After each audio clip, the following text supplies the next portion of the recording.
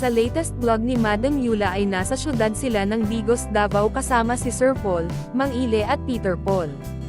Nasa loob sila ng isang tindahan para mamili ng mga gamit ng K-Sisters. Nakapili na sila Madam Yula ng 3 drawer. At naghanap naman sila ng dish drawer o dish organizer, nang may pumansin sa kanilang isang lalaki at nag-hi naman sila Madam Yula at Sir Paul sa kanya. Nakipag-usap naman sa kanila si Kuya. Tinanong ni Madam Yula si Kuya kung ano ang pangalan nito. Nabanggit din ni Kuya na taga Washington DC siya.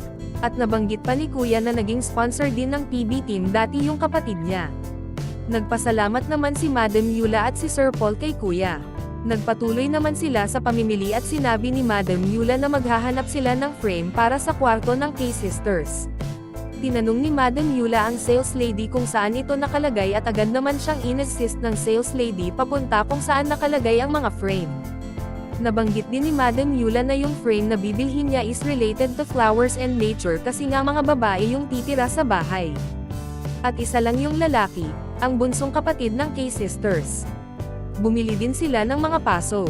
At ilang maliliit na plastic flowers na pangdekorasyon.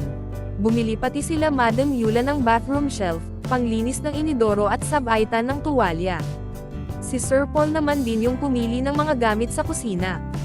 Bumili sila ng mga lutuan, gamit pangluto, mga plato, pitcher, mga baso at tasa, lahat ng gamit sa kusina na kailangan ng K-Sisters. Ikinarga na muna yung mga nabili nila sa likod ng pickup truck na sasakyan. Sa dami ng mga pinamili nila ay halos hindi ito magkasya sa sasakyan. Makikitang pumunta na naman sila sa bilihan ng mga bed o higaan.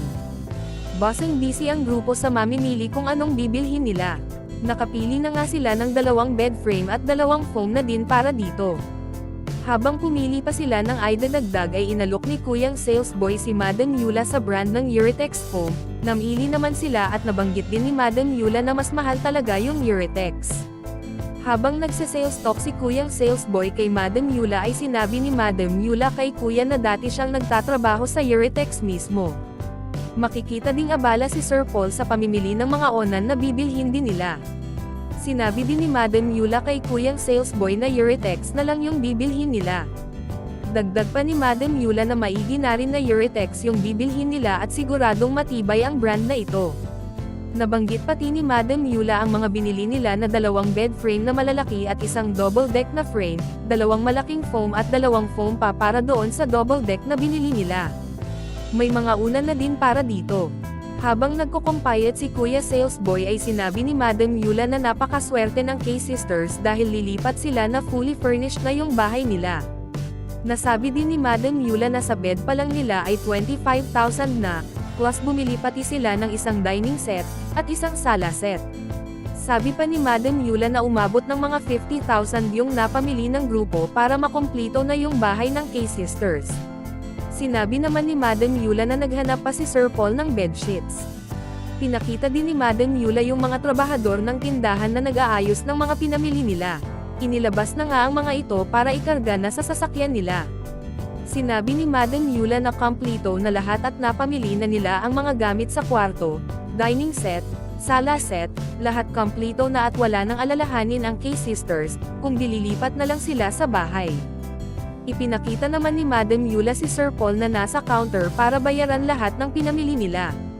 Ipinakita ni Madam Yula kung paano ipinagkasya lahat ng pinamili nila doon sa sasakyan. Nakarating na nga sila sa bahay ng K-Sisters. At abala silang lahat sa pagdeskarga, pag-a-assemble, pag-aayos o pag-a-arrange ng mga kagamitan sa loob ng bahay. At pagpapaganda ng bahay para sa ribbon cutting nito.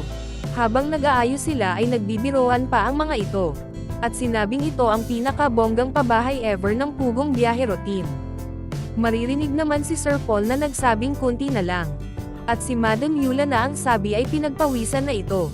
Patuloy na nga ang buong team kasama ang mga panday sa kanilang pag-aayos.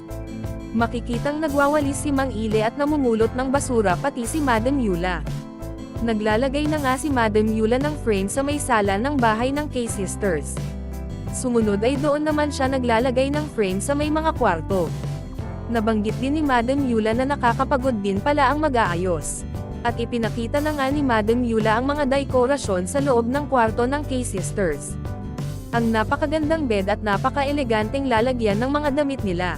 Ipinakita pati ni Madam Yula yung first room, ang dekorasyon, ang bed at ang drawer nito na kompleto na rin lahat. Yung second room ng may napakagandang flower frame at napaka-eleganteng design ng bedsheet, at ang bintana nitong matatanaw mo ang paligid sa labas ng bahay. Ipinakita pati niya ang banyo na kompleto na rin.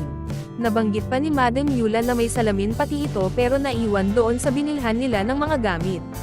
Mayroon na din itong bathroom shelf na ikakabit pa nila at ang sabaitan ng tuwalya na nakakabit sa likod ng pintuan ng banyo nila.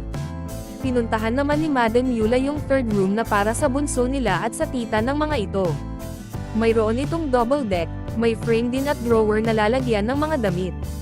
At ang bintana nitong may Korean blinds na. Sumunod na ipinakita ni Madam Yula ay ang napakagandang dining area nila, ang mga cabinet at ang buong bahay nila na napakasosyal. Sinabi ni Madam Yula na ready na lahat dito para sa ribbon cutting ng bahay ng K-Sisters. Natapos na nga ang PB team sa pag-aayos at makikitang basang-basa si Madam Yula ng pawis at halatang pagod na ang mga ito.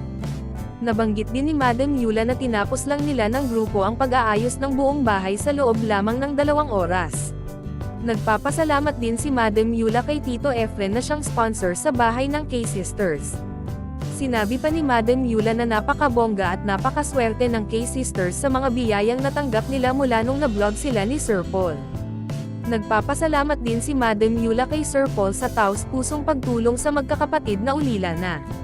At dahil sa kanya ay nabiyayaan ng napakagandang bahay ang K-Sisters. Nagpapasalamat din si Madam Yula sa lahat ng mga sponsors ng PB Team, at sa PB Team mismo na nagtutulong-tulong para sa lahat ng mga adhikain ng grupo. At para sa more summary video ng Pugong Biyahero, huwag kalimotang mag-like and subscribe.